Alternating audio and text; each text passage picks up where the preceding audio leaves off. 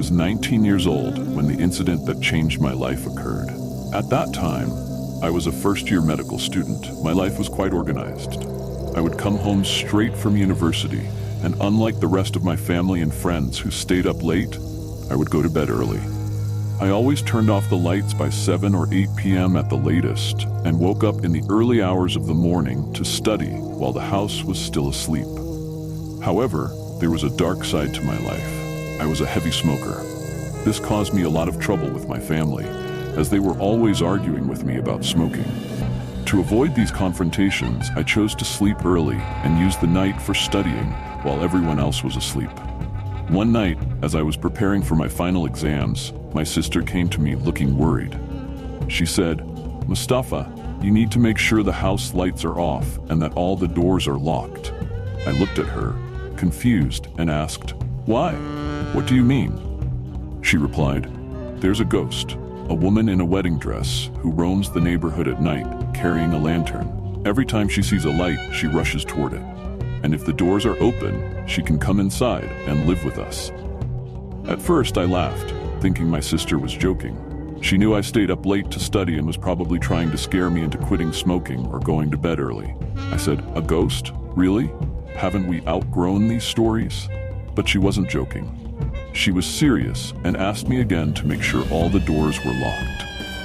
She left me to think about her story, but I didn't believe it. That night, after I ran out of cigarettes, I decided to go out and buy another pack from the nearest store. It was very late, around 3 a.m. The streets were completely empty, and an eerie silence filled the air.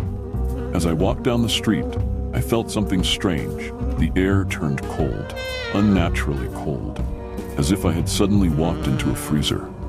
It was strange because we lived in a desert area, and it was unusual for it to be this cold at this time of year. I kept walking, trying to ignore the feeling. When I reached the store, I bought my cigarettes and started heading back home. But as I got closer to my house, I had the distinct feeling that someone was watching me. I turned around several times, but saw no one. I tried to convince myself it was all in my head, but the feeling persisted. Then, suddenly, I saw something, or someone, moving toward me in the distance. At first, I couldn't make out what it was due to the darkness, but as it got closer, I realized it was a woman wearing a wedding dress.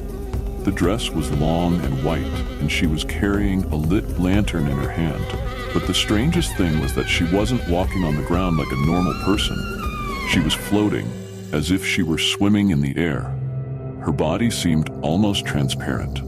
A wave of fear washed over me, and my body froze in place. My heart began to race, and I could feel every muscle in my body trembling. I wanted to run, but my legs wouldn't move. She kept getting closer and closer, and the closer she got, the more I could hear her sobbing. It was a muffled, sorrowful sound. When she was close enough, I saw her face clearly. She was smiling, but it was a terrifying smile, completely at odds with the crying I was hearing. In that moment, every prayer I knew came rushing to my mind. I wasn't a very religious person, but in that moment, I prayed with everything I had, asking God to save me from this nightmare. I closed my eyes for a few seconds, and when I opened them again, she was standing right in front of me. She was still, but the smile was gone, and the crying had stopped. Then, in a soft whisper, she began to ask, "Where's my husband? Where's my husband?" She repeated the question over and over, and with each repetition, her voice grew louder until it filled the entire street. I felt like I was going to faint. I closed my eyes again, continuing to pray. When I opened my eyes for the last time, she was gone. Everything was gone. The air returned to normal, and the silence returned to the neighborhood. I didn't waste a moment. I ran home as fast as I could, turned off all the lights, locked all the doors, and went straight to bed. Instead of studying, I buried myself under the blanket and fell asleep immediately. The next day, I couldn't shake the feeling of fear. I decided to ask some people in the neighborhood about this ghost. What I heard was astonishing. Everyone knew the story. They told me she was a woman from Upper Egypt who came here with her husband during the war, but the army took her husband away on their wedding day. Since that day, she lost her mind and threw herself from the third-floor window.